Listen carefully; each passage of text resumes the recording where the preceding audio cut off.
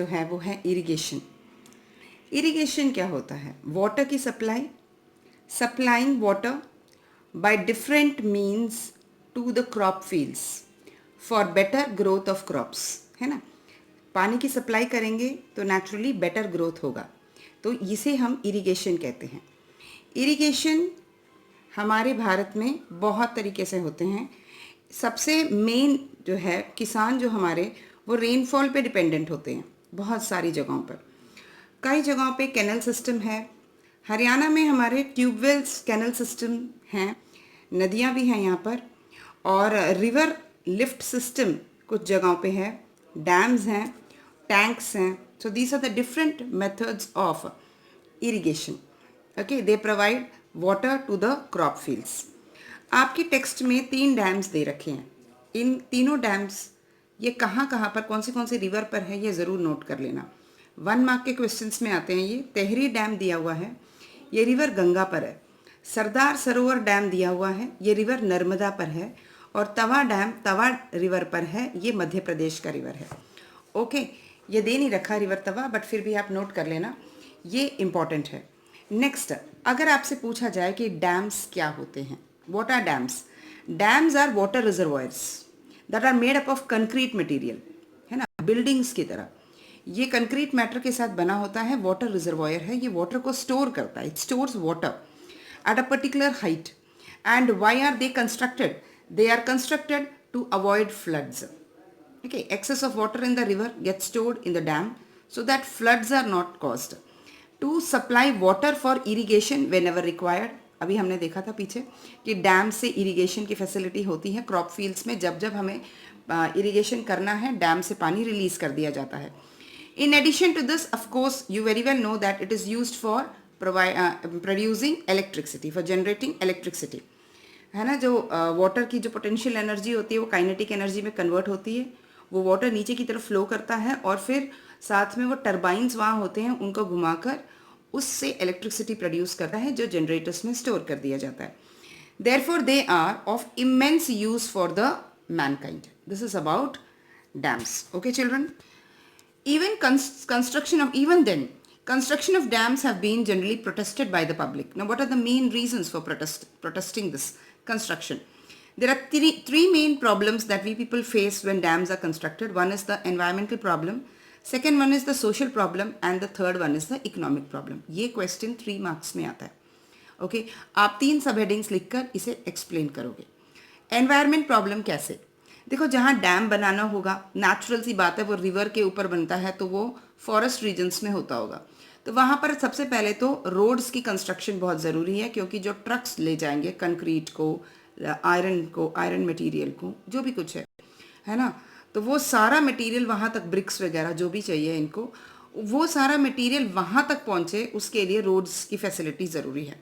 तो roads are constructed, deforestation is caused, trees are cut, it will even cause pollution also. Cement, concrete etc. gets added to the water bodies, है ना। जब construction करेंगे तो वो सारा material पानी में गिरेगा, एक्वेटिक लाइफ, प्लांट्स, एनिमल सारे मारे जाएंगे। सो ये एनवायरनमेंट पे हजार्डस होता है। So it is environmental problem. And then social problem, नदी के आसपास जो लोकल इनहिबिटेंट्स होते हैं, चाहे वो ट्राइब्स हों, चाहे वो पुअर पीपल हो, जो वहाँ पर रहते हैं आसपास, उन लोगों को वहाँ से शिफ्ट करने को कह दिया जाता है। They are asked to just run away from there without being given any compensatory place to live और any money, nothing is given to them, they just asked to leave from there. So this is a kind of social problem. Then comes economic problem. Economic problem is that कि dam की construction में बहुत सारा पैसा लगता है।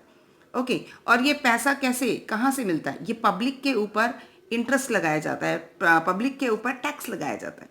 वो सारा का सारा जो टैक्स है वो पब्लिक से कलेक्ट करके डैम की कंस्ट्रक्शन में लगाया जाता है, और बहुत सारा पैसा इवन इधर उधर लोग खा भी लेते हैं, कॉन्ट्रैक्टर्स वगैरह, ठीक है ना। तो इससे क्या होता है, लॉस बहुत होता है। तो ये हमारी इकोनॉमिक प्रॉब्लम है। तो 3 प्रॉब्लम्स हम डिस्कस करेंगे। ये आपकी एनसीईआरटी टेक्स्ट में बहुत क्लियर कट दे रखा है, आप इसको वहाँ से भी पढ़ सकते हैं, नोट डाउन कर लीजिएगा। Environment problem, social problem and economic problem. Okay children, now some on page number 277, some water harvesting systems are given. You will have to note them down and learn them, because this may come for 1 or 2 marks. Okay, so you must be knowing all these examples. In Rajasthan, it is given khadins, tanks and nadis. Khadin मैं आपको explain करूँगी. This is also there in your text and that's an important question rather. In Maharashtra, bandras and tals are there. In Madhya Pradesh, bundis. In Uttar Pradesh, bundis. In Bihar, ahars and pines. This is Himachal Pradesh. In Himachal Pradesh, खुल्स. खुल भी हम discuss करेंगे next video में. आपको मैं खुल और खादीन्स दोनों बताऊंगी. In Jammu and Kashmir, ponds in the Kandi belt. And in Tamil Nadu, eris भी टैंक ही होते हैं. केरलास में सुरंगम्स, ये भी अलग अलग टाइप के टैंक है, बस इनका नाम अलग अलग लैंग्वेजेस में है. In Karnataka, kattas. Okay, they have different names but they are ponds and tanks and all that. Okay, you have to learn all these names. It will be helpful for you because this will come in the examination. बच्चों, एक छोटा सा ये एक yellow box दे रखा है page number 277 पर. इसको भी कर लीजिएगा. यहाँ पर इंडियाज वाटरमैन है doctor Rajendra Singh. He was awarded with the Stockman's Water Prize because he was a person who actually transformed the life of thousands of villagers in one of India's most arid regions, that is Rajasthan, of course. ठीक है. He got 8,600 जोहाद्स constructed. जोहाद भी pond ही होते हैं. Okay, water had been brought back to 1,000 villages across the state. It was he who was able to, you can tell that, provide water to the arid regions, and therefore he was given the name or the title called the Waterman of our country, Waterman of India. Okay, children, we'll continue in the next video tomorrow. Until then, just revise this, note down the notes. Fine? And whatever doubts you can